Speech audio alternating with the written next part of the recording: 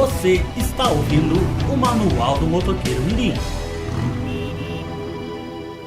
Fala, rapaziada, eu sou Henrique Teixeira e esse é o 4º episódio do podcast O Manual do Motoqueiro Mirim. Um podcast despretensioso aí criado pelos amigos do grupo Breakfast Run para falar um pouco sobre moto, cultura motociclística e outros temas de interesse geral.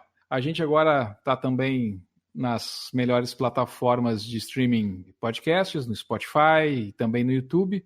E lá você pode acompanhar também os programas anteriores aí que tratam de assuntos, eu acho que foram também bem debatidos e interessantes. Para interagir com a gente, é só acessar a página do Facebook Manual do Motoqueiro Mirim, o perfil do Instagram, @Manual do Motoqueiro Mirim, ou mandar aquele e-mail com sua crítica ou sugestão para manualdomotoqueiromirim@gmail.com. A pauta de hoje, né, pessoal, é sobre aquilo que pulsa debaixo do tanque, o coração da moto, né? Então, a gente está aqui para falar sobre os motores que impulsionam essas máquinas que nos fazem aí sonhar. Os tamanhos, as estruturas do funcionamento e a arquitetura do motor vão ser os assuntos que a gente vai debater, além, obviamente, do uso de cada um desses estilos de motores para o dia a dia de quem gosta de andar de moto, quem gosta de andar mais rápido, quem gosta de andar no off-road. Enfim, é um assunto bem interessante. O tema, na verdade, é 1, 2, 3, 4 cilindros. Quantos são necessários para nos fazer feliz? Para responder a essa inquietante pergunta, o nosso conhecido time de palpiteiros especialistas. Cristiano Zagonel, bem-vindo. Opa, tudo bom, pessoal? A ideia aí é a gente estar fazendo de conta que a gente entende muito do assunto e está trazendo conhecimento opinatório aí para todo mundo poder entender melhor essa questão dos motores que tanto nos fascina. Ulisses da Costa, o índio. E aí, pessoal, tudo bom? Sandrinho Maravilha. Olá, galera, sejam muito bem-vindos. Rafael Ives Gotuso. E aí, gurizada, tudo bem? Vamos falar hoje um pouco sobre cilindros, cilindradas, um assunto um pouco mais técnico do que, né, o que a gente tem vindo, do que a gente vem falando nos últimos podcasts, mas pode ter certeza que vai ser bem interessante e vai ter muita coisa para falar ainda. Então, acompanha a gente aí, galera. E na técnica e também dando os palpites de vez em quando aqui, Thiago Pedruzzi. Valeu, Thiagão. Beleza, tamo aí. Bom, entrando na nossa pauta, a primeira coisa que a gente precisa falar é do tamanho do motor, né? E definir o que são as cilindradas e qual a relação que essas cilindradas têm com a potência, o torque desenvolvido por um determinado motor. A gente sabe que no Brasil muitas pessoas usam, né, a cilindrada para definir o gosto para determinada moto. Ela é uma moto grande, uma moto pequena, mas eu acho que é legal definir o que são as cilindradas para a gente começar a discutir depois as diferentes estruturas e arquiteturas do motor. Quem que começa aí? Beleza, então, pessoal. O que a gente comumente ouve falar sobre cilindrada e que às vezes nos causa fascínio sobre, mas eu tenho uma moto com 4 cilindros que é uma 600 cilindradas, mas eu tenho uma moto, uma Harley Davidson que é um V2 com 1.600 cilindradas. Então o motor de 1.600 cilindradas ele é muito mais potente que o motor de 600 cilindradas. Na verdade, as cilindradas elas são a capacidade cúbica do motor, ou seja, é a capacidade que aquele motor tem de acumular a mistura de gasolina e ar e explodir. Então, ele nada mais é do que a capacidade cúbica de armazenagem de combustível para poder fazer a explosão. E aí, cada moto vai fazer um uso dessa quantidade de uma forma diferente, conforme a arquitetura do motor que ela está usando. Então, uma moto que tem uma maior cilindrada não necessariamente quer dizer que ela é mais rápida. Por exemplo, tu vai dizer que uma Hornet tem 600 cilindradas, vai andar 200 km por hora, uma 1000 vai andar a 300 km por hora e uma Harley Davidson 1600 vai andar a 450 por hora. Não vai, ela vai andar muito menos que isso. Porque a construção do motor ela visa outro aspecto do que simplesmente a pura potência. Né? Então a cilindrada que a gente tem, que quanto mais cilindrada melhor, a cilindrada nada mais é do que a capacidade que aquele motor tem de explodir gasolina e ar. Então essa é uma diferença básica para a gente entender antes da gente começar a falar sobre cilindros e como essas cilindradas se comportam nos diferentes tipos de motores. Uma coisa muito comum, assim, se pega o pessoal que é um pouco mais leigo, não é tão acostumado no universo motociclístico de chegar em algum lugar e o cara, quantas cilindradas é essa sua moto? Ah, é 1.200. Já botou quantos? Quantos? Aham. Vai a 300. Com a Harley Davidson era batata, assim, eu parava, o cara perguntava, e essa moto aí, qual é a cilindrada? Eu falei, 1.600, o cara, mas é um motor de Fuca. Eu falei, é um motor de Fuca, inclusive ela anda tipo um Fuca mesmo, porque assim, a próxima pergunta era quanto tu já tinha botado na moto, né? A primeira pergunta é quantas cilindradas, a segunda era quanto tu já tinha botado na moto. Eu falei, não, ela é tipo um Fuca mesmo, ela não vai a 450 por hora, ela vai chegar em 100 km por hora bem rápido, né? E eu vou precisar trocar menos marcha por conta dessa cilindrada maior, mas ela não vai me levar numa velocidade assim vertiginosa, né? Uma definição, né, que bem genérica, assim, bem boba, diria, que o pessoal usa, mas faz certo sentido, o torque é o quão longe tu vai levar um muro. Aliás, o quão forte tu vai bater no muro. E a potência é o quão rápido tu vai chegar nesse muro. Uhum. Exatamente. Então essa é uma coisa muito importante, assim, porque isso tem uma relação direta com o uso que tu vai dar da moto, né? Por exemplo, se tu é uma moto, por que que tu usa muito motores com arquitetura mais simples numa cidade, para um trânsito de anda e para? Por que que, já adiantando um pouco de assunto, por que que tu não usa 4 cilindros dentro da cidade? Não é que tu não pode usar, mas dentro do anda e para de uma cidade faz muito mais sentido um motor que te traga uma resposta forte no início do que um motor que vai te trazer uma resposta forte lá num giro super alto, porque tu não vai usar esse giro dentro da cidade. Até isso é uma pergunta que eu gostaria de fazer para ti, Zagonel, e para o resto do pessoal. Para o dia a dia, né? Casa, trabalho. O que vocês acham de arquitetura o ideal? 1 cilindro, 2 cilindros em V? Eu acredito, muita gente fala que 2 cilindros é o ideal porque 2 cilindros ele é em linha no caso, né? Ele é um motor suave, não vibra tanto, mais macio assim. Eu concordo com essa opinião, não sei vocês. Eu acho que é o seguinte, tá? Por experiência, assim, eu já tive moto com 2 cilindros em linha, 2 em V, agora eu tenho uma com 2 em L, já tive com 2 paralelos, já tive com 4, já tenho monocilíndrica, então, cara, para dentro da cidade, nada bate um motor monocilíndrico, nada. Isso muito por conta da economia, né? Então, assim, eu acho que para o uso urbano, uma moto de 1 cilindro, ela vai ter mais torque, né? Ela vai ter menos potência para que não é necessária nesse arranque do trânsito, né?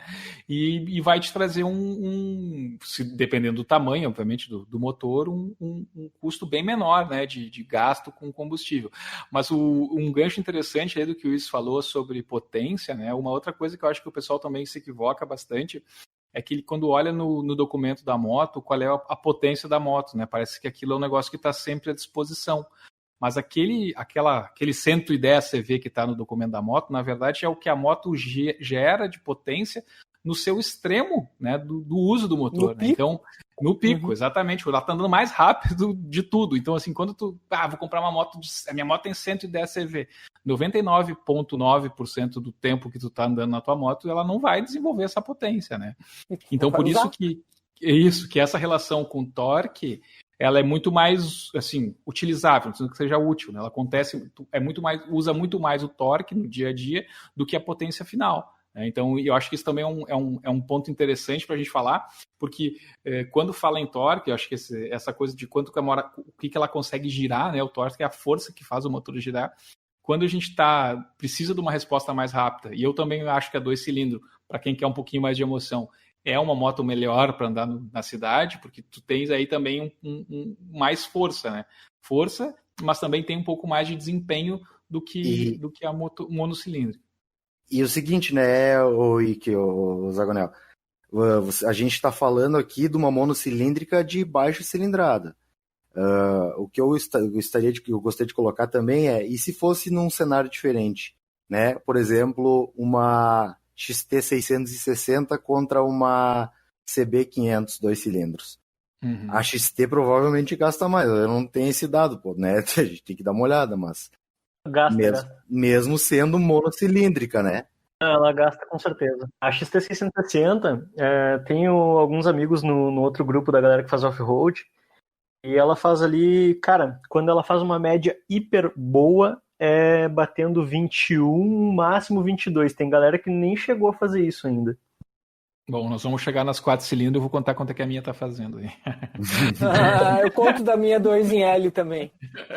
Mas a questão dos cilindros, vocês falando da cidade e do uso dela, tem muito do uso, né? Tem gente, por exemplo, que mora em cidade de satélite, aí acho que talvez uma 2 cilindros caiba melhor, entendeu?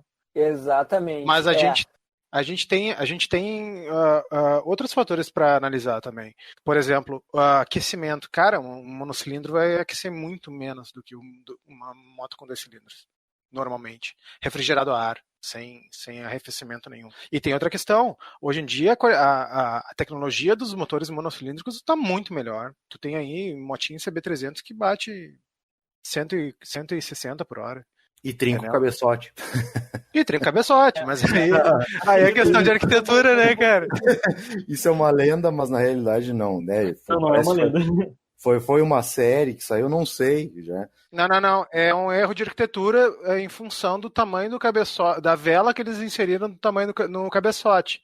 Reza a lenda que se tu fizer uma retífica do cabeçote e tu aumentar ele e trocar a vela, nunca mais trinca. Cara, na verdade, assim, na verdade, tem isso, mas assim, a Honda mesmo fez isso no modelo 2016, que eles reduziram a vela para uma vela de iridium, que é uma vela mais fina, né? O que acontece? O que trincava, o fator que fazia trincar era basicamente porque tinha pouca massa de material entre vela e válvulas, né? E aí a Honda fez esse paliativo e, cara, mesmo assim, depois de 2016, teve motos que trincou. E então, em 2020, eles refizeram o cabeçote, eles redesenharam ele, tanto para mandar o ar quente, distribuir melhor o ar quente, porque vinha o ar quente do escapamento no cabeçote, e como também o material da fabricação ali, a forma de fabricação do cabeçote. Tá, então a 300 até, assim, porque ela saiu de linha, né? Não sei que ano ela saiu de linha ali. Aí ficou só a XRE.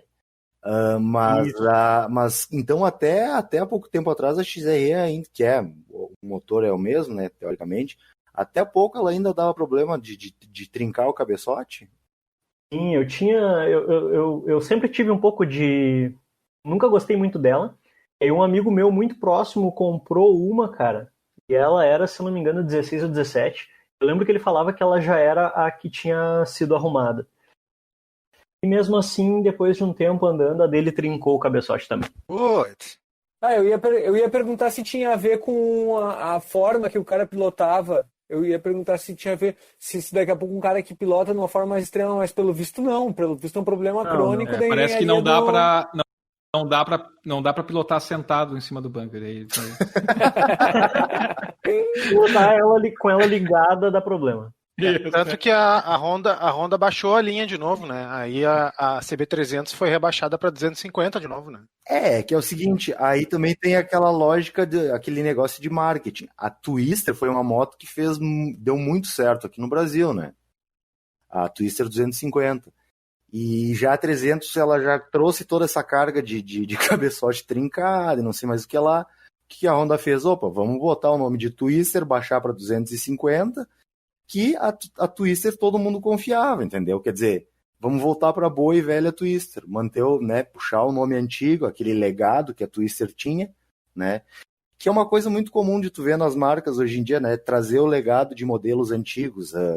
A Triumph fez isso com a Bonneville T100, a Yamaha continua, agora lançou a Teneré 700, que eles estão chamando de T7 lá fora, né? Mas mesmo assim, a Honda... ela remodelou completamente o motor. Sim, com certeza. Não nada do de 300. E quando se fala em moto de um cilindro, agora, e motos assim que remontam ao passado, uma que tem feito um relativo sucesso aí nesse meio que gosta de coisa mais antiga e tal, é a Royal Enfield, que falam que vibra muito, né? O motor de um cilindro de 500 cilindradas, como o caso da Royal, ele vibra de uma forma que vocês acham que inviabiliza o uso? Alguém já andou? E qual a maior moto de um cilindro que vocês já experimentaram? Olha, eu vou falar pela minha experiência, sim. Infelizmente, eu não tive a oportunidade de andar uma Royal Enfield ainda. Eles estão ganhando, como tu comentou aí, que cada vez mais mercado no mundo e aqui no Brasil. Eu acho isso muito legal, porque eu acho lindo as motos deles. Mas qualquer moto de monocilíndrica de cilindrada média, né, alta, que são conhecidas como Thumpers, pelo som que elas fazem, né? Eu não vou imitar o barulho que elas fazem, eu vou pedir pro Pedruzzi colocar na edição. Mas a Tenere 600, que é monocilíndrica, ela, se tu não deixar ela em baixa rotação, ela realmente ela vibra muito, ela fica se batendo. Aí ao passo que tu começa a acelerar a moto e andar, ela já fica mais estabilizada. Eu me lembro bem de um dia que eu estava rodando com um amigo meu que tem uma Tiger, dessas Triumphs aí, e ele foi dar uma volta na minha Tenere 600 de 89 a moto. Ele subiu na moto, ligou ela e falou assim: pô, bicho, essa moto parece um motor estacionário, que é aqueles motores, né, que não são usados para mover nada e tal. Porque de tanto que ela batia, assim. Aí depois que ela começa a andar, ele meio que pegou um pouco de confiança. Acredito eu que a Royal seja assim. Ele tem uma frequência de uso, tá? Ele tem uma frequência onde ele vibra menos, mas isso acontece até na Intruder, na verdade. Todo mundo tem, a maioria do pessoal que tá aqui no grupo, nesse podcast, tem uma Intruder. A Intruder é assim também, cara. Na verdade, se tu for andar até uns 80 km por hora, ela é bem de boa, mas se tu conseguir botar 100 km por hora na Intruder, ela vibra, olha, cara, e olha, eu tive Harley Davidson, cara, e ela é uma vibração bem forte. Então, tu imagina um motor de 500 cilindradas vibrando, de 500 cilindradas batendo a 100 km por hora, cento e poucos, que é o caso da Royal Enfield, ele deve bater bem forte, ele deve ter uma vibração. Não, eu acho que não chega a inviabilizar o uso da moto. Mas é em alta que ela bate? É em alta, claro. Eu tô acompanhando bastante as Himalayan. A galera que faz viagem, aí eu tenho um cara que eu acompanho, Ross Spider, ele anda a América do Sul inteira com a dele. E, cara, ele anda bem de boa, assim, 100, 110. Por uma 400, acho que é de boa, né? E ele teve que parar num certo momento aí e fazer reaperto. Inclusive, está previsto no manual dela. Eu acho que ela vibra assim. Isso inclusive é relatado como um dos problemas da moto. Isso é uma coisa que é muito clara, assim, que quando a pessoa for comprar uma moto, ela tem que ter em vista, assim, ó, é a minha única moto? Se é a tua única moto, se tu não vai ter um perfil de uso que envolva muita força em baixa, como é o caso de um off-road, que tu precisa subir um morrinho, um morro, ou tu precisa subir um terreno acidentado, que tu precisa de muita força logo na largada, não faz sentido tu ter uma moto monocilíndrica grande. Entendeu? Se o teu uso, eu quero pegar estrada, pegar asfalto, eu quero pegar uma estradinha de chão eventualmente, mas tu vai fazer estradinha de chão. Não faz muito sentido, porque é um motor que, como ele oferece muita força em baixa, ele entrega os pontos muito mais rápido que o motor de 4 cilindros, por exemplo. Então, quando tu chegar a 100 por hora, ele está no limite dele. E entendeu? fora Ele está no limite. né? Eu acho que tem uma questão que é importante, assim, tipo, essas motos de cilindrada alta e um cilindro tendem a ter uma vibração em baixa muito grande, né? E enquanto que, por exemplo, a minha Phaser 250, ela praticamente não vibra em baixa, né? Ela vai vibrar realmente se eu passar de 80, 120, aí 110. O pior da vibração é em altos giros. Exatamente, porque vibrar em baixa, vibrar parado, tem pessoas que nem acham desconfortável, né? Vê, a Tenere, por exemplo, ela vibra um monte em baixa. No momento que tu começa a acelerar com ela, você começa a aumentar o giro dela, ela diminui a vibração consideravelmente. Provavelmente, se tu chegar no limite dela ali, na parte que tu vai... Cara, era umas 600 cilindradas, né? Ela tem mais fôlego. Quando tu fala de uma Intruder, de uma CG, de uma moto menor, 100 por hora é o limite do motor, né? 100, com certeza. A Tenere vai a 160, né? Quem já botou mais de 120 no motor 125 sabe o que vibra. Porra, velho, parece que a moto vai destruir, cara. Não tem? Ela é foda. Cara, a Teneré 660, tu pode notar na carenagem lateral dela. É tão vibradora, afinal é um cilindrão de 660 A XT cilindradas, fala, né? né? E a Teneré 660. E é a versão... A mais nova. Isso, a Teneré 660, que é a única 660 que tem, né? Não, é que tinha XT 660. Isso, mas... A Teneré mesmo é só essa aí, tá? Agora que eu... Isso. É que assim, a XTZ 660 é a Teneré. E a R é a XT. A Teneré, se tu olhar a carenagem dela lateral, geralmente ela tá com... Onde vai um parafuso, ela tá trincada. Porque ela vibra demais na estrada. Os caras... Ali a 110, ela vibra demais, cara. E aí tu vai ver, todas elas, assim, geralmente tem um trincadinho no parafuso da carenagem. Bom, então assim, para dar razão para vocês e encerrar o caso, eu vou ter que falar que em 2 viagens eu perdi 2 carenagens da Teneré 600. Então... cara, ela vem. Então, ela vem. Eu não tenho muito como discutir. É que nem tu Putz. pilotar carro, tá ligado? Tu anda com o carro, daqui a pouco tu tá andando e aí tu chega lá pelas tandas, tu diz, eu vou trocar a embreagem. Tu troca a embreagem, tu diz, puta, é assim que é uma embreagem nova. Tu não percebe que a embreagem tá desgastada, tu te acostuma a pilotar naquela condição. Então tu vai pilotar uma moto de um cilindro o tempo inteiro, tem uma hora que pra ti a vibração é aquilo que a moto é, que nem o cara que pilota uma Harley Davidson diz que a moto tem um monte de coisa que é característica da moto, que é uma merda, né? Que vibra pra caralho, esquenta pra caralho. Tu te acostuma. Isso de característica que tu falou é uma característica da Royal Enfield, né? Tu vai ter que apertar os parafusos, entendeu? Tanto que tá lá, como acho que o Henrique falou, é previsto no manual, o Ulisses falou. Agora, a gente se prendeu bastante em monocilíndrica, porque é uma coisa legal. Só que a gente tem ainda vários outros tipos de cilindros pra falar. Então... Só que no BI já tem umas 3 arquiteturas diferentes, né? Eu tenho mais umas surpresinhas ainda. Ainda sobre o mono, acho que só para também tentar aqui contribuir, obviamente, né, o primeiro motor que historicamente foi utilizado numa moto, por ser o mais simples, motor de combustão, né, foi o primeiro utilizado.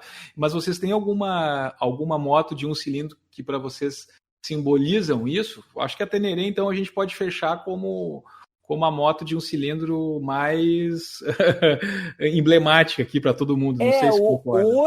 Hoje ela é a mais emblemática, assim, de que vai te oferecer um negócio, mas a KTM é uma linha que trabalha muito com monocilíndricas de alto desempenho, assim, são... A Duke, ela começou com 690, né? 690. Então a KTM é uma marca que vale a pena ver. E é importante salientar que os monocilíndricos eles predominavam nas europeias da década de 50, 60. Talvez o Ives saiba muito mais sobre isso do que eu. É mais eu estou mais opinando aqui, mas se eu não me engano, os monocilíndricos eles dominavam a cena europeia na década de 50 e 60. As Norton, né? As Norton 500. Nessa época aí, tu tinha muita Tamper, né? Tinha aquelas Norton com cilindro grandão. Aí, eu não sei se foi nessa época que surgiu a tal da Bison. Não sei se vocês já ouviram falar, mas é uma moto de 3.000 cilindradas monocilíndrica. Meu Deus, acho que não. Isso aí, cara. É um navio, pra te girar, a inércia dela tem um motor de arranque de navio. O cóccix do cara vira pó, né, meu?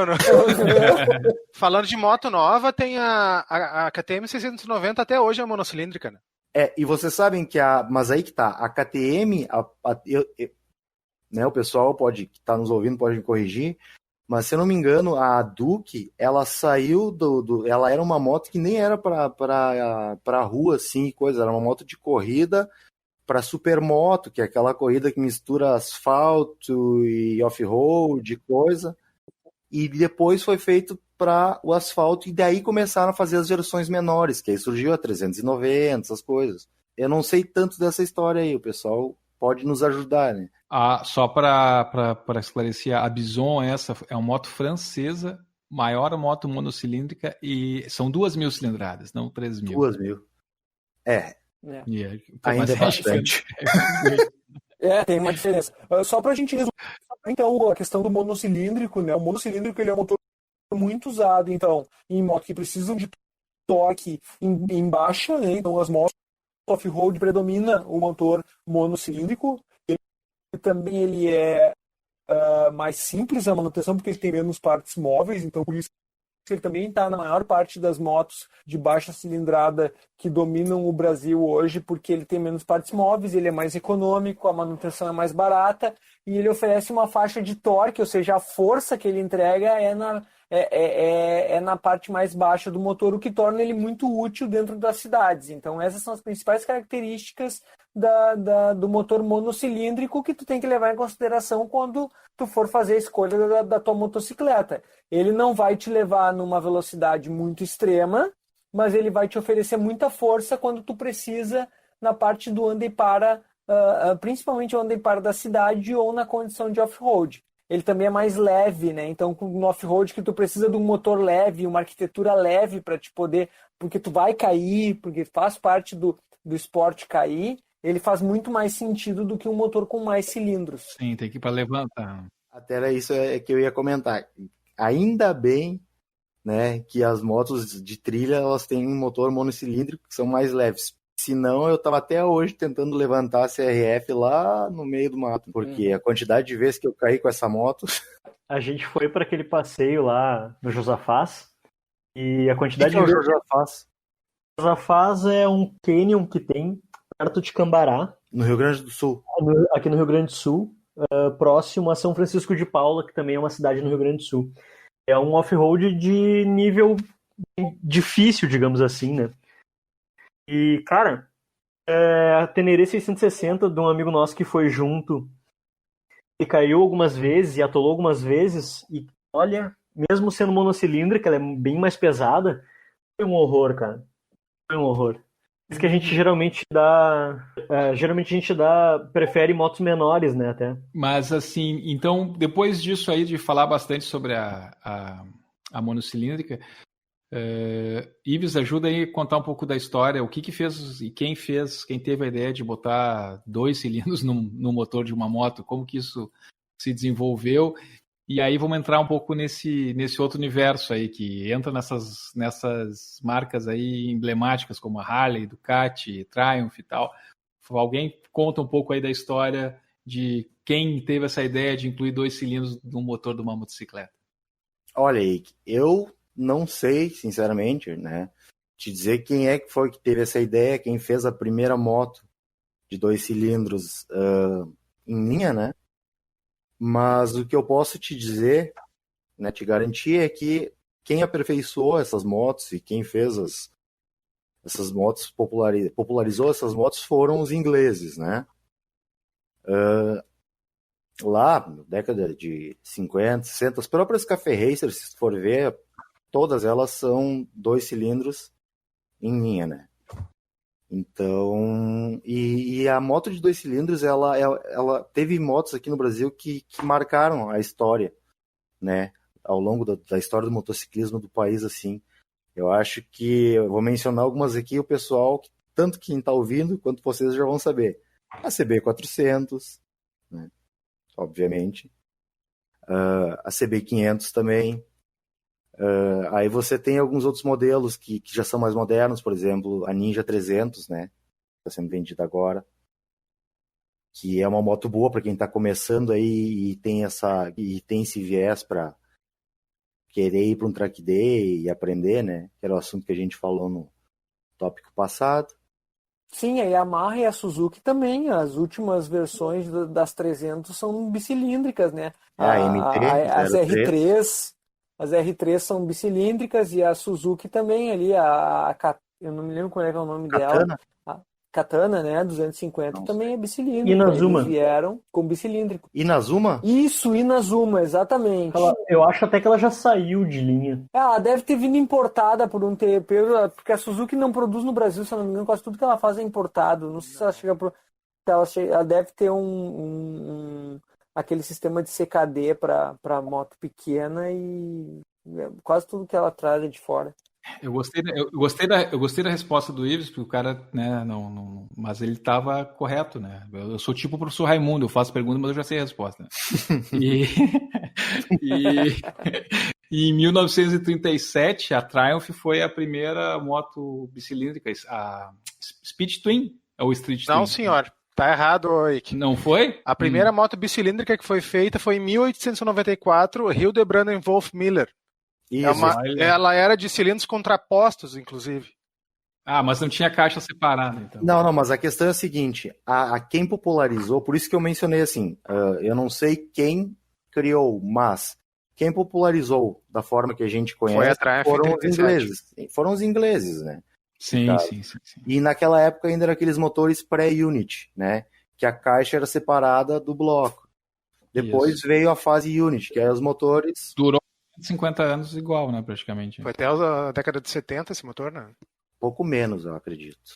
60 e poucos. E aí quando tu entra nos bicilíndricos, não é só o paralelo, né? Os 2 cilindros paralelos, né? É um dos que esbanja vários formatos diferentes, né? Tu vai ter os bicilíndricos em linha, tu vai ter bicilíndricos em V, e tu vai ter os bicilíndricos em L e os boxers nas BMWs, né? Que é a marca que mais usa os motores boxers, que são os 2 cilindros contrapostos, né?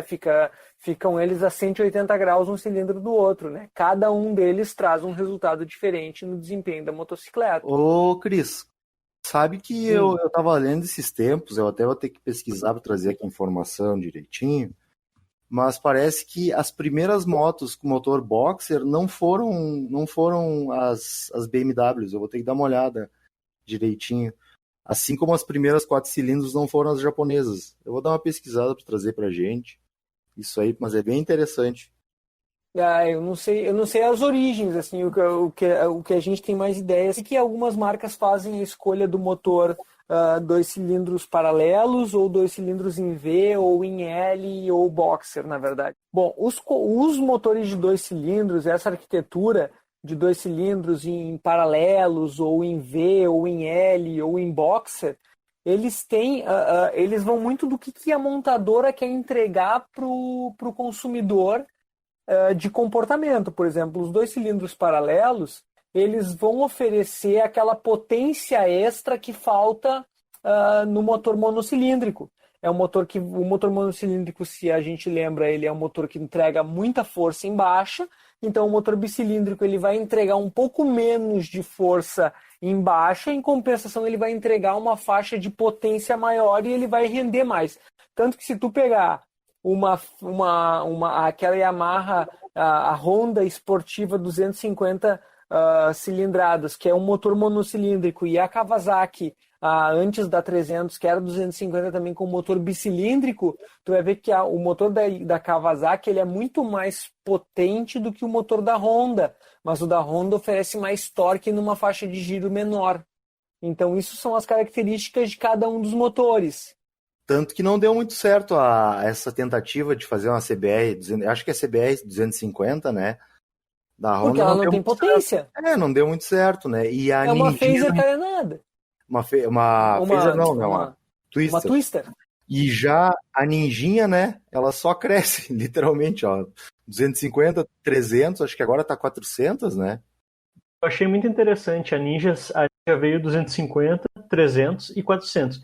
A diferença de tecnologia e entrega de torque da 300 para 400 é absurda, cara. Porque a 300 tinha uma faixa de potência. Eles possivelmente vão trabalhar no torque, que é o calcanhar de Aquiles, né?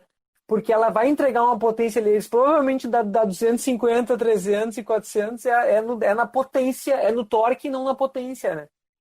Exato. A 300 ela te entregava torque ali por uns 6, 6,5. E aí eu andei na 400, cara, por 2,5, 3 ela já tá te entregando torque. É uma evolução muito grande. Até porque falam que essas motos 300, 320, que é o caso da MT, elas são motores de baixa cilindrada, porém de alto rendimento. E a ideia é entregar um motor mais linear, que te ofereça força em baixa e potência em alta. Esse é o desafio maior de todas as montadoras. É oferecer torque em baixa e potência em alta. Então tu sempre vê, eles vão tentar fazer essa linearidade entre força e potência nos motores, né? É onde eles sempre vão tentar trabalhar melhor, que é eliminar os calcanhares de Aquiles de cada uma das arquiteturas, né? Mas aí chega no seguinte ponto, o Cris, que eu vejo assim, eles têm essa tendência de procurar buscar, né, um motor linear que vai te dar torque em baixa e vai te dar uma velocidade final boa, uma potência final boa, e aí a gente já entra no terceiro, que seria, né, os 3 cilindros no caso, que teoricamente seria o melhor dos mundos, né, porque ele tem uma boa potência como um 4 cilindros e tem um torque bom como um 2 cilindros, né.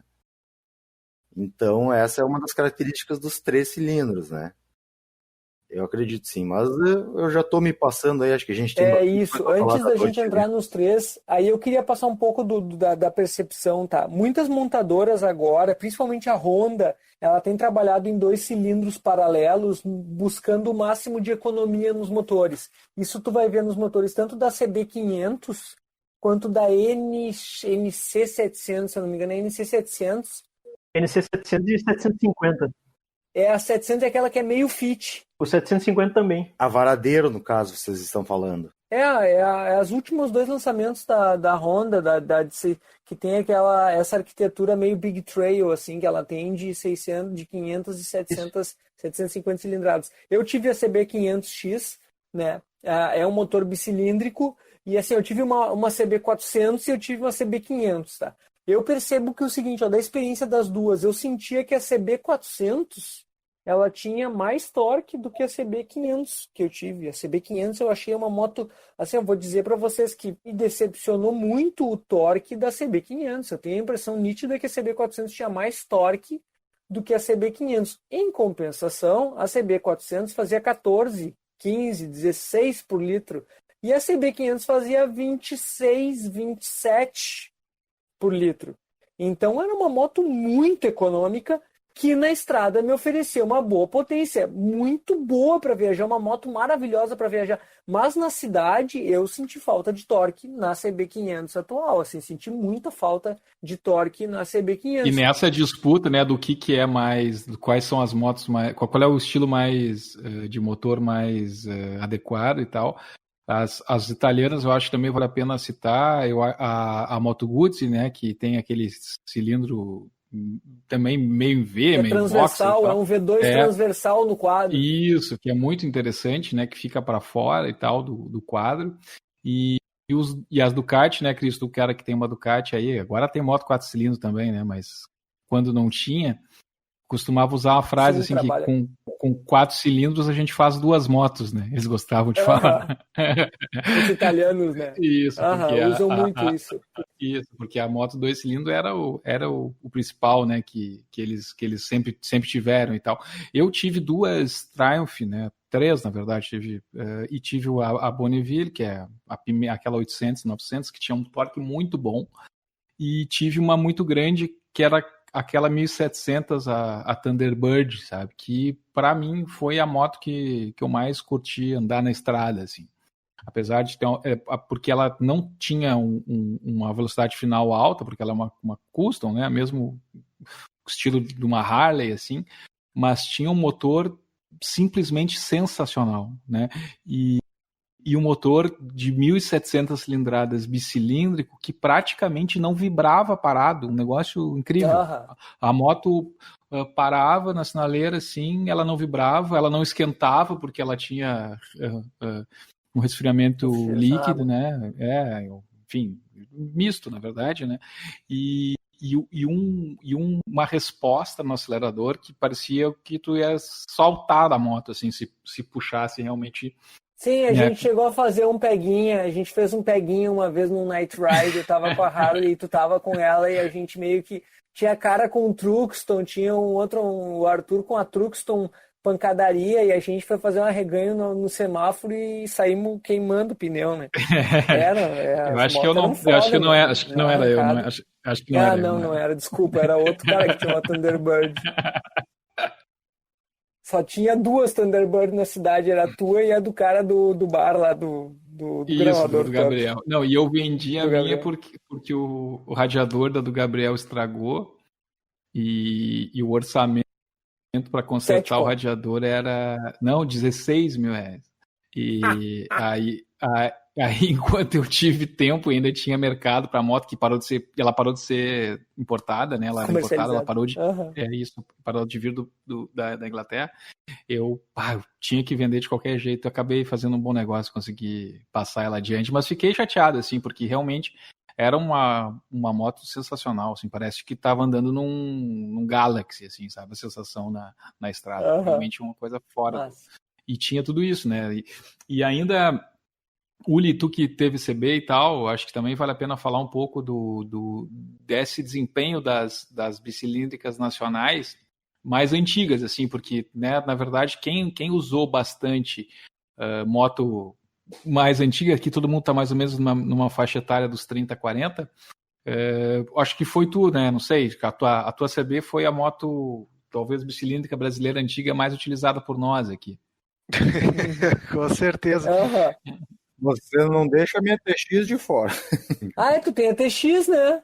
Sim, depois eu vou comentar sobre a TX. Eu só queria encher o saco. O desempenho dela é bom, mas óbvio, tu não tem comparação. O motor de 400 cilindradas que tinha fabricado em 82 com o motor de 400 cilindradas que tem hoje monocilíndrico, né? As motos de hoje dão um pau numa CB da vida, entendeu? Era outra, pode ver pela quantidade de CV que ela consegue produzir, né? Mas, cara, foi de conforto, acho que foi a moto mais confortável que eu tive, assim, ela não Sim, porque depois vibrava. tu teve uma Harley, né? Bom, mas aí é brincadeira. Aí fica fácil, né? Aí o cara chegou à conclusão que uma Honda de 82 é melhor que uma Harley nova. Não vamos levantar muita polêmica, mas mais ou menos. Eu vou concordar com o Uli. Isso foi uma das coisas que até pensei quando a gente estava comentando sobre 2 cilindros e 2 cilindros icônicas, principalmente aqui no Brasil. Porque, cara, toda vez que eu ando com a CB400, eu tenho uma sensação assim muito boa de segurança e de uma moto confortável, sabe? Que nem a Bonneville, que é uma moto de 2 cilindros moderna, me passa, assim, de conforto e coisa, sabe? É que, cara, isso é muito da Honda, tá ligado? A Honda é uma montadora que ela preza, antes de tudo, uma moto para pessoas, entendeu? É para pessoas normais, Sim. pilotarem. Então ela sempre busca nas motos dela uma entrega linear de potência, de torque. Então tu vai ver essa linearidade em todos os modelos, indiferente da arquitetura, indiferente do desempenho, da potência, tu vai ver linearidade nas motos da Honda, porque ela visa muito essa coisa de tu pegar a moto e tu te sentir confortável, que parece que é a primeira vez que tu tá pilotando, a primeira vez que tu pilota parece que tu pilota há mais tempo. Isso é uma coisa da Honda, que tem que dar o mérito, que é a marca que mais se preocupa em entregar motos que sejam motos lineares para os donos, que o cara pegue a moto a primeira vez e ele já se sinta confortável de usar a moto, indiferente da arquitetura do motor, indiferente da cilindrada. Todas as motos da Honda são motos para o usuário. Sabe, o Cris puxou um assunto muito legal agora, que foi uma coisa que a Honda utilizou, né? O marketing que a Honda utilizou logo que eles entraram no mercado americano, que era aquela propaganda, you meet the nicest people on a Honda, né? Você conhece as pessoas mais legais em uma Honda. Ao contrário dos bad boys A da Harley, né? Exato, aquela coisa malvada. Então a Honda, ela virou assim aquela coisa, uma moto para todo mundo. Pessoa do dia a dia, normal.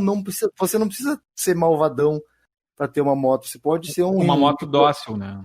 Um empresário, uma coisa. Então a Honda quebrou esse paradigma que existia, né? Associado ela à botava rebeldia. propaganda de mulheres pilotando a moto. Imagina isso na década de 70, mulheres pilotando moto. Exatamente. Então isso é uma sacada grande. Então, agora sim, entrando no tópico, Ives, 1 é pouco, 2 é bom, 3 é demais, seria isso? Só antes de falar dos 3, a gente pulou só. Eu queria falar um pouquinho sobre as configurações de V e L, que a gente falou muito do paralelo, mas não falou de V e L, tá? Então que os Vs são os predominantes nas motos custom. Por que a gente tem motores em IV e qual é a diferença do V e do L, tá? Pelo que eu li sobre o assunto, quanto maior a abertura dos pistões, maior a entrega em faixas médias e altas. Tá? O motor consegue girar mais num motor com o cilindro mais aberto, por isso a Ducati usa L. E as outras motos estradeiras, elas usam o V. E o V mais fechado, ele oferece mais torque. E o mais aberto oferece mais potência. Tá? Então, isso é uma característica da diferença dos dois motores. E por ele ser em V, então ele tem aquela arquitetura mais estreita, permite que tu coloque num quadro e fique mais confortável para o piloto. Por isso as motos custom têm aquela posição sentadão, né? A contrapartida é que ele exige um quadro, um chassi mais alongado. Então tu vai ver que quase todas, não é uma regra, tá? Mas as motos que usam motor V2, elas predominam com chassis mais alongados. Né? Então são motos mais estreitas e mais longas que favorecem para o cara pilotar sentado ou naquela posição mais confortável.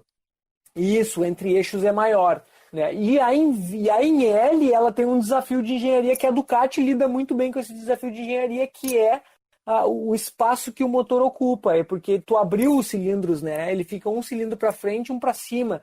Então tem um desafio de engenharia ali que a Ducati soube gerenciar bem ali com os chassis treliçados e tudo mais que ela usa. E aí ela tem esse motor que é muito assim, olha, agora eu posso falar que antes da Harley, hoje eu tenho uma Ducati, eu tive uma Harley, né? Então assim, dá para perceber nítido assim, cara, não é nem de perto a mesma coisa.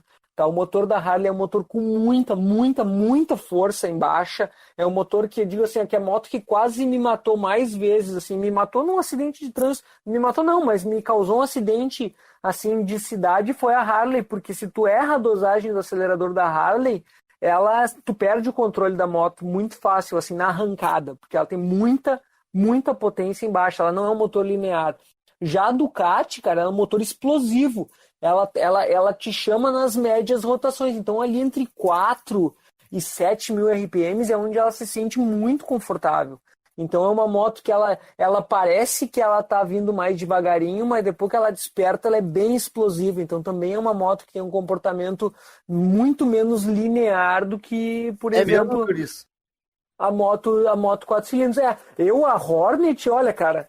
Cara, eu nunca estive com a Hornet numa condição de risco na cidade, por exemplo, porque ela arranca de uma forma muito linear, muito suave. Ela vai te entregar lá em cima, né? Mas na arrancada é muito suave. A Ducati já é uma moto que, se eu erro o acelerador ali, ela bateu nos 4 mil, ela me joga para trás. Eu tenho que estar bem posicionado na moto. Ela é uma moto de média, assim, ela média. Trabalha muito E média. Outra coisa, consumo, minha primeira parcial de cidade, 14 por litro. Fiquei apavorado, minha moto de 800 cilindradas, 14 por litro. A Harley com 1.600 era 20 km por litro. Então a Ducati é uma moto que opera em rotações média-altas num motor que tem uma capacidade cúbica grande e que gira bem. Então, assim, cara... Ela tem 6 marchas, Cris? Ela tem 6 marchas? 6 marchas. 6 marchas. Mas, cara, legal que dá uma esticadinha motor... boa.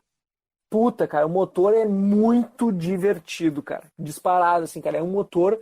Ele exige um pouco de conhecimento do cara, mas é um motor muito divertido, cara. É uma baita moto. Eu tô apaixonado por essa... E a leveza, né? Porque os chassis da Ducati são treliçados, é uma moto super leve. Todas as Ducati são motos super leves. Então é uma moto muito ágil, muito leve e com muita potência, assim. Então, cara, é uma configuração... Vou te dizer, cara, eu tive uma 4 cilindros, nada bate o ronco e essa coisa do 4 cilindros roncando alto, mas, cara, a diversão que a Ducati traz é um negócio bem interessante. Cris, pelo que me falou, assim, a Ducati, né, posso estar errado, o que ela faz em média é mais ou menos o que uma 2 tempos faz em baixa, né, uma monocilíndrica 2 tempos faz em baixa, né, que aquela... Se tu pega uma moto tipo a Viúva Negra, né, a RD 350, tu vê alguns vídeos dela, se bem que ali não é o cilindro, é o YPVS, aquele sistema que ela tem, né. Quando ela bate em 7 mil giros é outra moto, né? Tu vê o comportamento do contagiros, assim, é bizarro, né? Ela dobra a subida de giros depois de 5, 6 mil giros. Isso na Viúva 80, né, carenada, que é. Da carenada. Porque Isso. ela ganhou esse apelido de Viúva Negra lá atrás, quando ela ainda não tinha carenagem nenhuma. Né, que isso é até legal a gente comentar, porque a gente está falando de 2 cilindros e 4 cilindros. A Viúva Negra original era 350 cilindradas, Dois cilindros, 2 tempos. E dava pau. Né? E dava pau na 750 da Honda, que era 4 cilindros, né? E 4 tempos. E aí o pessoal enlouquecia com isso. É uma disputa que existe até hoje. Tem gente que defende a 4, a 4, de tudo quanto é jeito. Tem gente que fala mal da Yamaha. Um amigo meu, quando eu falo da Yamaha, fala assim, essa moto fedorenta aí, fica soltando cheiro ruim. Uhum. Totalmente diversos mesmo, né? Totalmente. Aí nós já estamos falando de outro, cara, é outro formato de motor, né? Aí é outra coisa, né? Mas assim, não quero adiantar muito a nossa conversa, mas a gente tem que falar um pouco das 3 cilindros que não geram tanta paixão, assim, porque as 2 cilindros, né? A gente está falando de Harley, de Ducati, de Moto Guzzi, da boa parte das Hondas, de Yamahas, Triumph e BMW. tal. BMW. Mas assim, a 3 cilindros hoje, né, tem como grande referência, eu acho, os motores da Triumph, né, que são... Sim, quem popularizou. Que quem popularizou, quem eu acho, não nem popularizou, né, quem utilizou bem, eu acho, o marketing do 3 cilindros como um diferencial. Acho que a Triumph hoje, ela se referenciou, né, como uma marca que trabalha bem com motos de 3 cilindros. Atualmente, sim, foi a Triumph com a linha Triple, né? Street Triple, né? São motos Street Fighters, que basicamente as Daytona, né, meu? As Daytona também. Rocker. Mas, assim, as motos icônicas, 3 cilindros, se vocês voltarem no histórico, no tempo aí, são da Suzuki. São as Suzuki, sabia. Tá? 3 cilindros, 2 tempos. 2 tempos, e você tinha uma moto 750 cilindradas, 2 tempos de 3 cilindros. Eram as GT 750. São motos assim que elas competiam na época com a 750 Ford da Honda, na década de 70 ali. Então, elas eram ali, naquela época, elas que popularizaram. Hoje, claro, quem puxa esse estilo mesmo é como vocês falaram, é a Triumph. Até o motor da Moto 2, né, ali a segunda divisão da MotoGP, é um 3 cilindros, né, da Triumph, se não me engano, né, de todas elas, né. É uma moto que também tem também tem um desempenho, né, em alta. E acho que essa junção dos 2 mundos é o que quem utiliza sempre fala, eu tenho o torque legal, né, quase em baixa, quase como se fosse uma 2, né, e o desempenho em alta quase como se fosse uma 4, que na soma da equação faz a moto ficar muito interessante. Eu andei uma vez numa Street Triple dessas da Triumph, achei bem legal mesmo, sabe, senti isso mesmo. Ela é uma moto, eu não tinha muita experiência assim na posição de pilotagem, de andar mais abaixado e tal, mas achei uma moto muito legal de andar na cidade, porque tu tem essa resposta rápida. Aí se dá aquela esticada, depois que ela abre, assim, que tu sente aquela abrida do motor, assim, ela se desenvolve muito bem. E também tem, eu acho, na Triumph, que vale a pena citar como 3 cilindros, a Rocket 3, né, que agora tem um modelo novo. Que é o maior motor de cilindrada cúbica. Que além de tudo, ficou muito bonita, né, porque a antiga eu não gostava muito, aquele motor quadradão, parecia um ar-condicionado Springer de 29 mil BTUs embaixo da moto. Agora, esse motor novo, o jeito que eles botaram e tal, a moto ficou muito legal. Né? Essa Rocker nova ficou sensacional. Essa Rocket que vocês estão falando é engraçado porque ela ficou com um design mais moderno, a Rocket 3 essa. Mas tem pessoas, por exemplo, o meu pai, o pessoal que está ouvindo aí não conhece, meu pai também é um apaixonado por motos, talvez mais do que eu.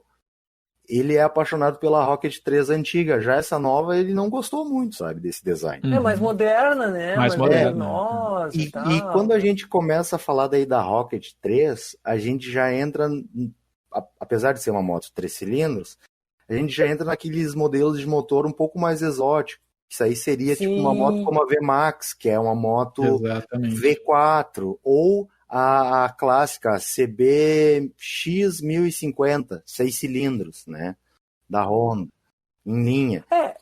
Cabe lembrar que a Goldwing, que é a CBX 1050, se não me engano, foi a primeira Goldwing, que era 6 cilindros em linha. Hoje a Goldwing é 6 cilindros, é um boxer. São 6 cilindros contrapostos. Né? A Goldwing hoje é... Né? Mas se não me engano, a primeira Goldwing era 6 cilindros. Não, ela não era a mesma moto. A 1050 CBX era uma e a Goldwing já tinha.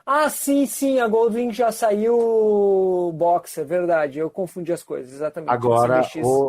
vou falar uma coisa. Você comentou sobre ronco antes, Cris. Minha opinião, pessoal, eu acho que o Pedruzzi, né, o salvador desse podcast, pode colocar depois o ronco de uma 6 cilindros da CBX, 6 cilindros, pra gente, né, pro pessoal ouvir. É o ronco mais lindo que existe de moto, né?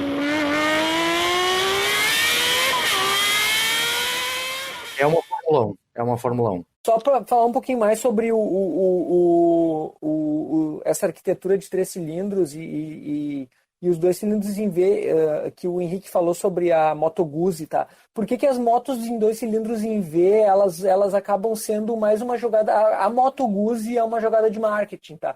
Porque do ponto de vista construtivo, eles são na posição do chassi, porque o movimento do motor ele já é transmitido para as correias naquela posição que é a mais usual do motor. Quando tu vira o motor e faz que nem a Moto Guzzi, que tu bota ele transversal no motor, tu precisa criar mais partes móveis para transmitir a potência do motor para as correntes. Então, por isso ele não é tão usual. Ele acaba sendo mais uma jogada de marketing, assim como o motor 3 em linha da Rocket, que é um motor que é também longitudinal ao quadro, que precisa de uma parte móvel para transmitir a potência para as rodas, ao contrário dos 3 cilindros em linha usuais, que são os da Street Triple, e até da Yamaha, da linha MT da Yamaha, que são no mesmo sentido da transmissão. Então, eles são quase mais como uma jogada de marketing, uma moto de nicho, do que propriamente por causa da engenharia da moto, porque ele torna a engenharia mais complexa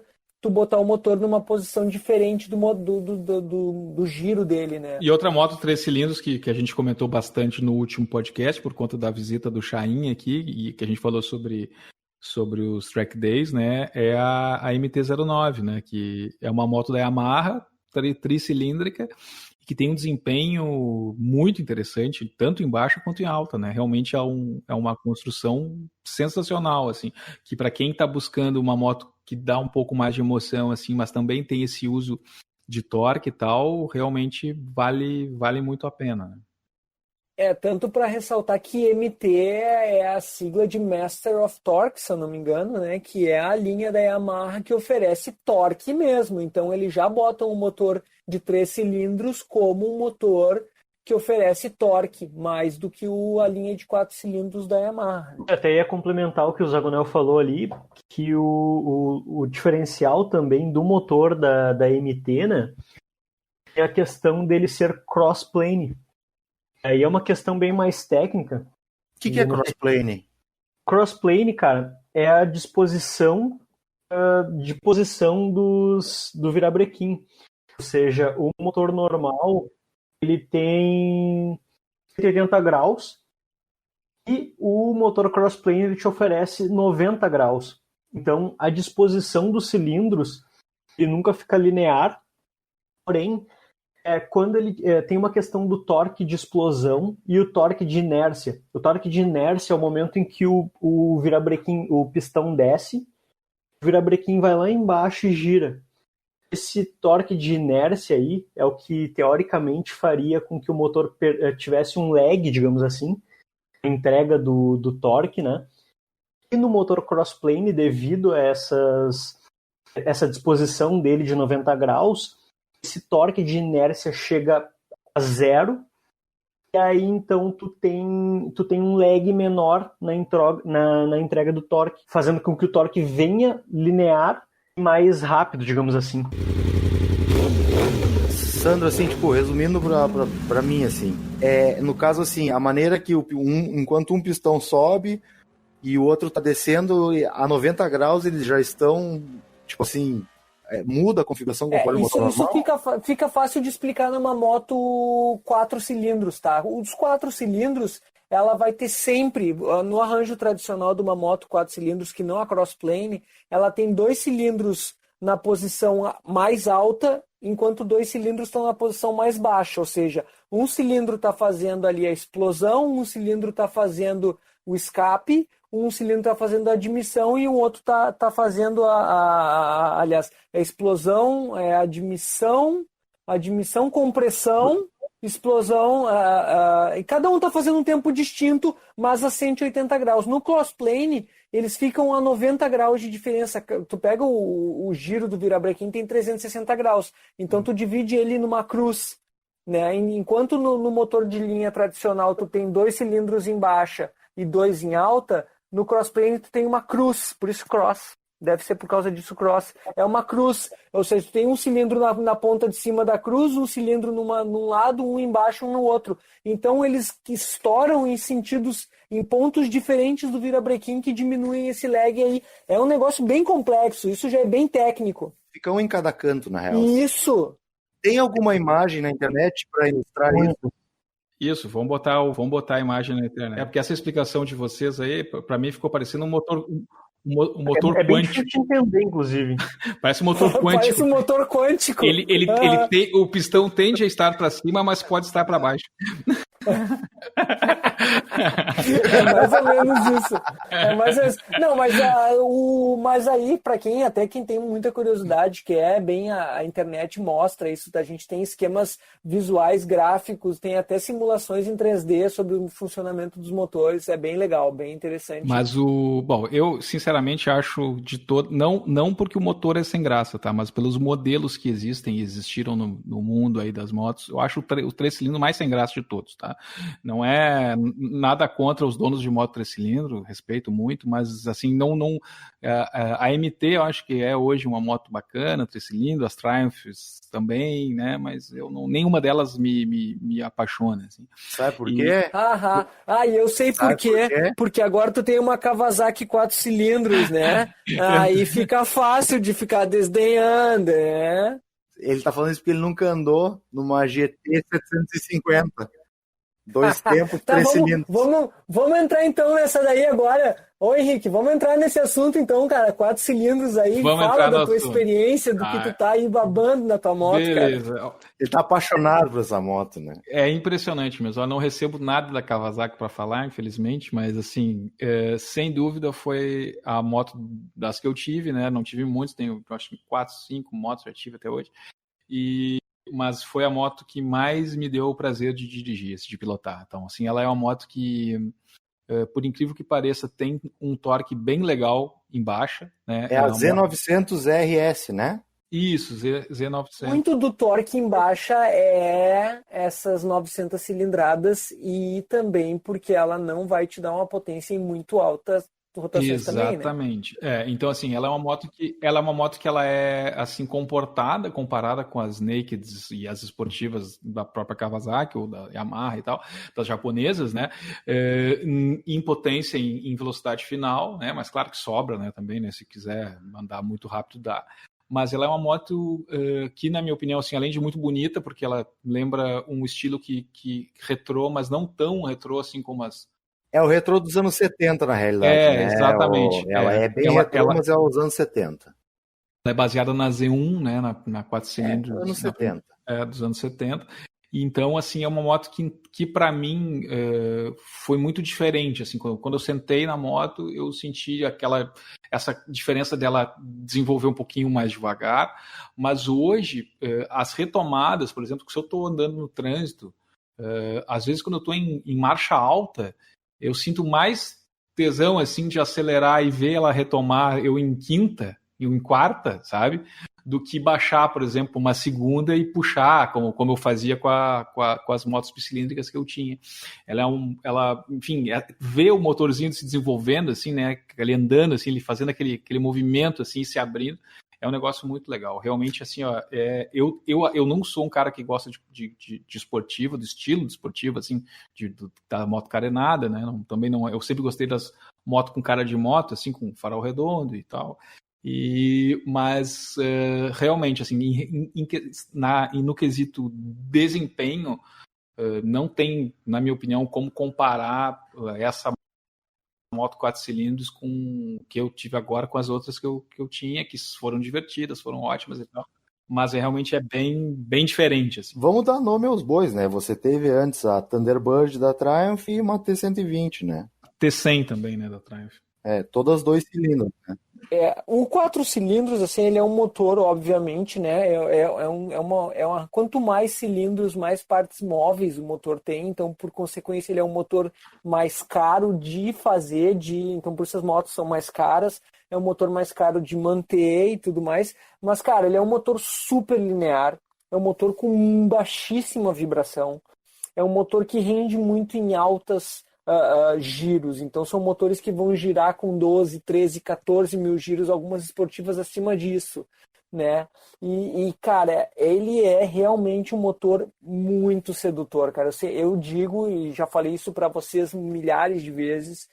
Eu tive a Hornet, eu vendi a Hornet porque a Hornet ela é uma sereia. Ela é uma sereia e todo mundo sabe da história da sereia, que ela vem, canta na superfície, né, atrai o pescador e puxa ele para baixo e devora. É mais ou menos isso que eu chamo das motos, dos motores de 4 cilindros, porque a moto é uma sereia, ela fica cantando, é um ronronar, aquele motor ele ronrona, sabe? É uma coisa assim bizarra.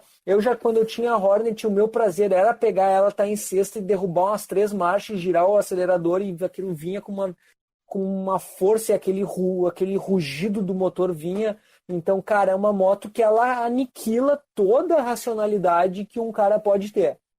Então, disparado. E é bem isso, assim, difícil, e é muito difícil andar devagar, né? Acho que isso também é uma coisa importante. Tu não anda. A ciclística dela toda é projetada para rodar 220 km por hora, então tu tá a 140, tipo assim, não fez nem cócega na moto. Tu tá andando a 140 de boa.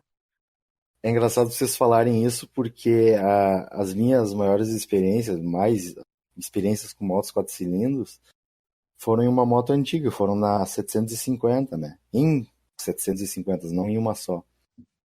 E ela tem o quê? 74 CV, então ela não é tão potente, mas mesmo assim ela te chama para acelerar, sabe?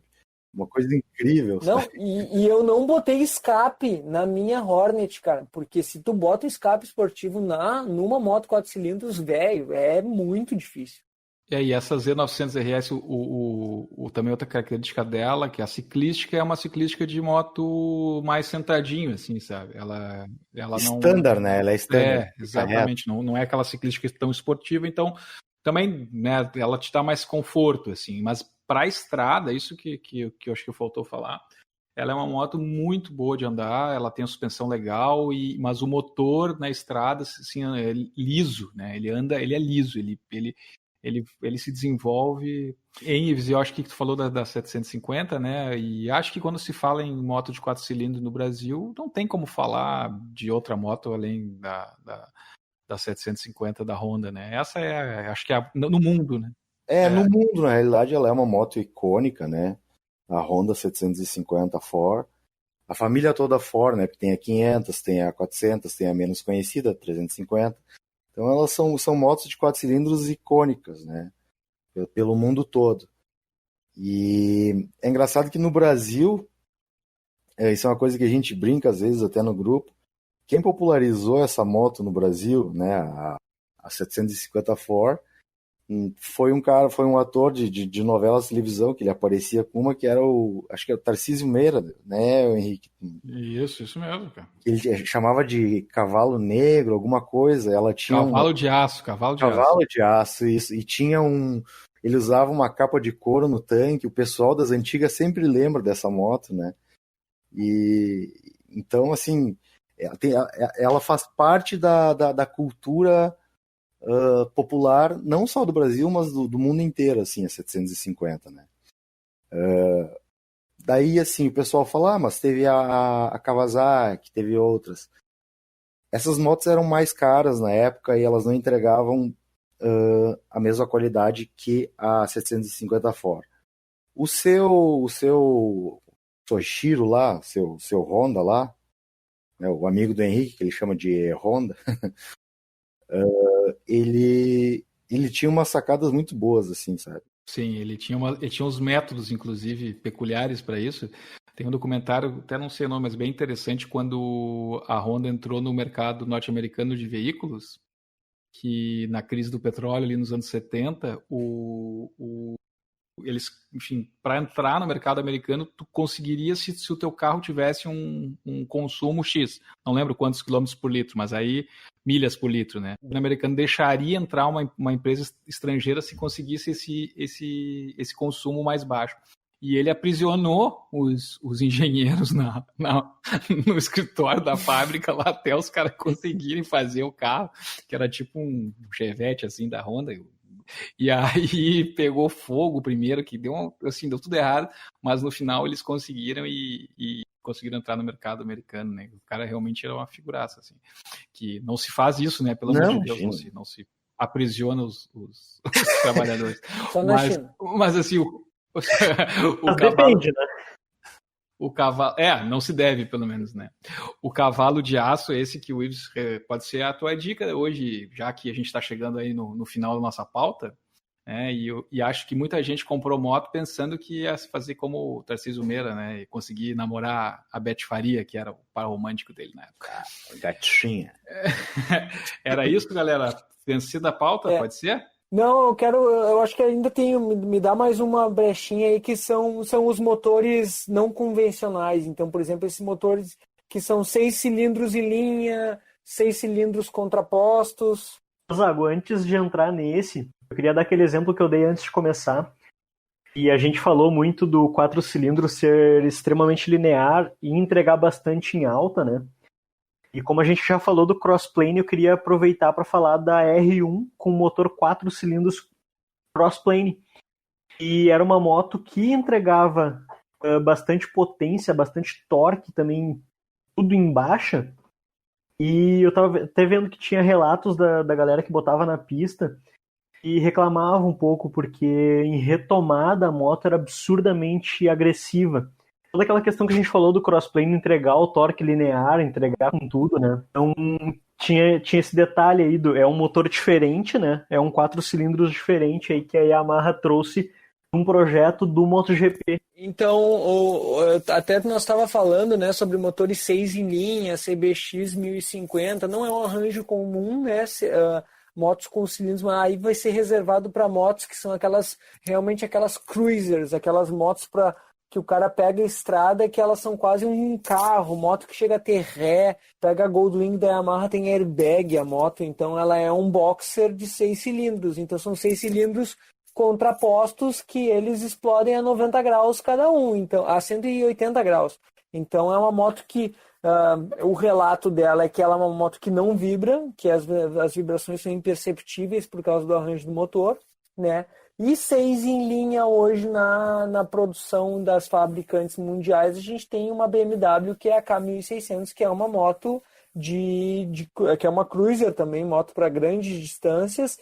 E eu fui ver a curiosidade de como explode um motor de 6 cilindros, né? Ele é parecido com o motor, esse sistema do crossplane, só que divide o giro do virabrequim em 6 e cada pistão está num ponto diferente. Então é uma moto que possivelmente tu vai ligar ela e tu não vai nem perceber que ela tá ligada, porque ela vai ter realmente 6 cilindros ali operando em pontos de explosão bem distintos, deve trazer uma moto quase lisa, assim. Então são arranjos não muito convencionais, assim, que são bem interessantes. Mas aí são reservados para motos que custam acima de 100 mil reais, né? E são motos para highways, né? Assim, motos para... Isso, motos para o cara fazer 2.000, 3.000 quilômetros. Cara, eu tive a oportunidade de conhecer uma Valkyrie, se todo mundo conhece. É uma V4, né? Não, é um motor boxer da Goldwing. É um boxer? Isso, ela usa o motor boxer da Goldwing, porque ela é uma Honda, né? A que eu vi, segundo o dono, eram 3 no Rio Grande do Sul. Ela era, se eu não me engano, 2001. E, cara, foi a coisa mais absurda que eu vi, assim, pessoalmente. Aquele motor boxer, eu nunca tinha visto de perto. É realmente algo diferente. Para quem curte motor, curte ronco de motor, esse motor boxer da Goldwing ou da Valkyrie é um negócio absurdo, cara. Vocês sabem qual é a maior quantidade de cilindro que uma moto teve até hoje fabricada? Deve ser 16. 12 ou 24? 42. Mas era 2 tempos. É sério. uma White Lock Tinker Toy. Não, aí que tá, Cris. Os motores tricilíndricos da Kawasaki KH250. Só que o troço mais louco é que ela precisava de um outro motor monocilíndrico de 50 cilindradas para virar o motor para dar partida. Tá, imagina. Eu vou botar Não, uma não tem foto, cara, como. é muito bizarro. E anda, né? Não dava pra pegar no pé, né? Essa aí não. Não, essa não vai imagina pegar um no pedal. contra do pedal. Essa aí, Corta o cara no meio. 4.200 cilindradas. rapidinho então, só para uma história aqui, para contar pro pessoal. Tem um amigo nosso, né? Por acaso é meu sócio, ele foi fazer uma moto pegar no tranco empurrando ela, uma 125, e acabou quebrando o pé. Ele nem tinha... A gente tava fazendo uma festa, andando de moto, ele foi empurrar a moto e acabou quebrando o pé, né? Verdade. Azar.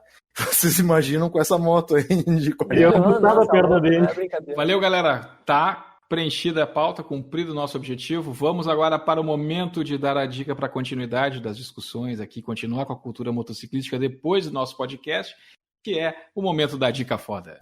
Esta é a Dica Foda da Semana. Eu vou dar a dica de hoje, então, que é um livro que eu tô lendo. É um livro do Neil Peart, o baterista do Rush. E tô lendo mais aprofundadamente agora esse livro, que a última vez eu li meio por cima, assim. Ele é um livro bem profundo, com histórias bem bacanas. Mas o cara teve uma vida fodida, assim. Ele perdeu a filha no outro ano, logo depois ele perde a mulher e fica sozinho no mundo. E ele resolve simplesmente... Ele é um baita de um rodador, né? Ele já tem livros da história dele. E ele pega a moto e sai por aí. Simplesmente sabe. A única coisa que ele tem certeza é que ele tem que estar tal dia numa balsa para ir pro Alasca. Ei, Uli, teve um amigo meu, ele até escutou o podcast, vou mandar um abraço pra ele. Ele me comentou sobre esse livro e parece que ele mandava tipo os equipamentos do show, né, a bateria e coisa, com o resto da banda, e pegava uma moto e ia em direção ao local do próximo show, né? Sim. Mas isso não. Faltou falar quem é o cidadão, né? Isso não conta no livro. Eu falei no início aí, que é o Neil Peart, baterista do Rush. Isso. E o nome do livro é Ghost Rider, e é bem bacana, E é a cura dele, na verdade, é o processo dele é andando de moto e conhecendo, e visitando os amigos, e tentando encontrar um propósito para a vida de novo, né? Mas é bem triste mesmo, assim, essa história, mas ele fala no livro, sim, que enquanto quando a banda estava em turnê, até na América do Sul aqui. Claro. Sim, ele fez isso no Brasil, ele se perdeu, inclusive tinha relato. Isso, se perdeu, acho que em Horizontina, aqui no Rio Grande do Sul, ele estava, né, viajando, e aí se perdeu, o pessoal ajudou ele e tal, e ninguém sabia quem era um cara de moto, um gringo de moto, podia ser qualquer pessoa, né? Sim. E ele no interior, então, eu acho que é uma forma legal, né, e um livro que fala muito sobre isso, sobre superação mesmo, de um momento terrível, né? E cura, né? A cura dele foi dar essa rodada de... Cara, foi... São 80 mil quilômetros, se não me engano. 80 mil quilômetros dando banda. Essas histórias de turnê, na verdade, elas são outras histórias, né? Porque no livro ele conta desse processo dele, que foi em 97, 98. Exato. E nesse processo ele simplesmente disse pros caras da banda: acabou pra mim, não vou tocar mais. Ele foi voltar muito tempo depois, né? Mas é muito... Cara, é incrível. Eu sou fã da banda e quando eu comecei a ouvir muito Rush, era no período do hiato deles, assim, que ninguém sabia se a banda ia voltar ou não, e cara, era bem louco, assim, porque... E ele é doidão, né? Ele tem um outro livro que é ele atravessando a África de bicicleta. A África de bicicleta, era isso, ele começou de bike, essa vibe. Não, o bicho é louco, era louco. É sério, cara? O bicho era louco. Ciclista Mascarado, o nome do livro. Aham. Daí já é demais também. O que tu vai fazer? Eu vou atravessar a África de bicicleta. Lembrar que ele faleceu ano passado, né? É verdade. Baita perda. Mas e ele é rodador, né, cara? É distante o nome do livro, né? Isso, Longe e Distante. Não, Longe e Distante é outro livro. Esse é um livro de cartas que aí sim ele fala das bandas dele e dos rolês que ele dá. Não, e para quem não sabe, o Chris também é baterista, né, Chris? É a única semelhança que ele tem com o cidadão do Rush aí é a moto. Sim, né? é só que eu sento na bateria e toco. Mas na real, assim, cara, quando eu comecei a tocar, que eu descobri Rush, cara, eu, tipo, devorava. Realmente é a única banda que eu realmente admito que eu sou fã, assim. O único cara, assim, que se eu parasse na rua e visse, eu com certeza pediria pra tirar uma selfie, pedir um autógrafo e tudo, seria o Neil Peart, cara.